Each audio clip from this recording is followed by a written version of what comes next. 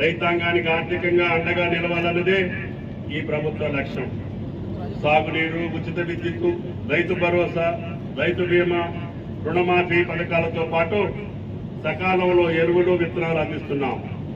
పంటల నమోదు, పత్తి సాగుతో పాటు ఆయిల్ ఫామ్ సాగు రైతులను మరింతగా ప్రోత్సహిస్తున్నాం. జిల్లాలో 23-24 యాసంగి కాలానికి 1,77,646 మంది రైతులకు 268,16,88,000 రైతు భరోసా పథకంలో భాగంగా నిధులు నేరుగా రైతు ఖాతాలో జమ చేశాం.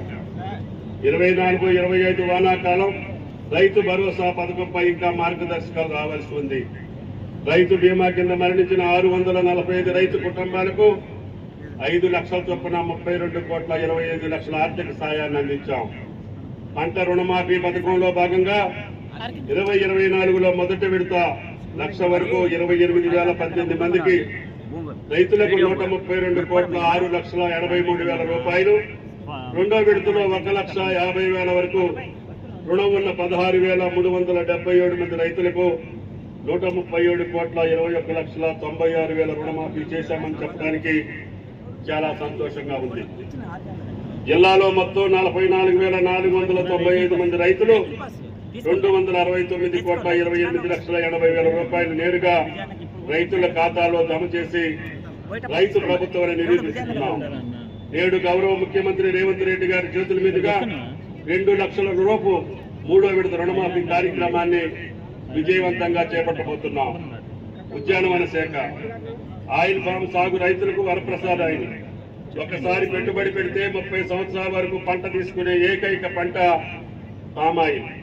డ్రిప్ ఏర్పాట్లకు ఎస్సీ ఎస్టీలకు 100%, ఇతరులకు 90% సబ్సిడీ ఇస్తున్నాం. పామాయిల్, కోకో సాగులో రాష్ట్రంలో మన జిల్లా ప్రథమ స్థానంలో ఉన్నదని చెప్పేందుకు సంతోషిస్తున్నాను.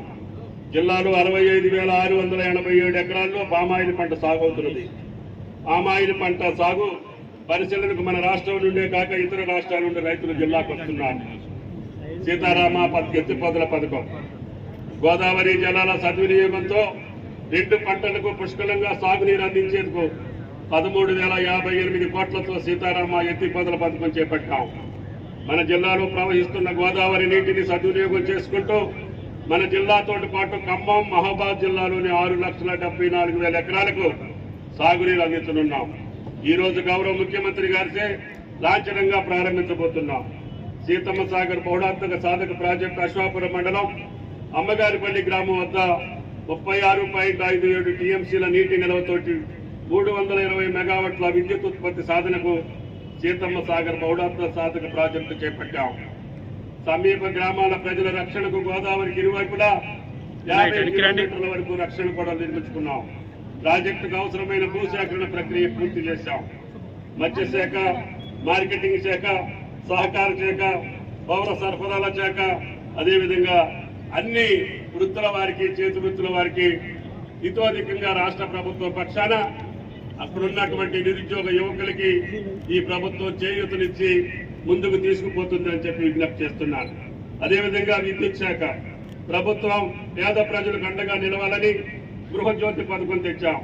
జిల్లాలో 2,85,979 గృహ విద్యుత్ మీటర్లు ఉండగా అందులో గృహజ్యోతి పథకానికి 1,56,480 మంది అర్హులుగా నిలిచారు.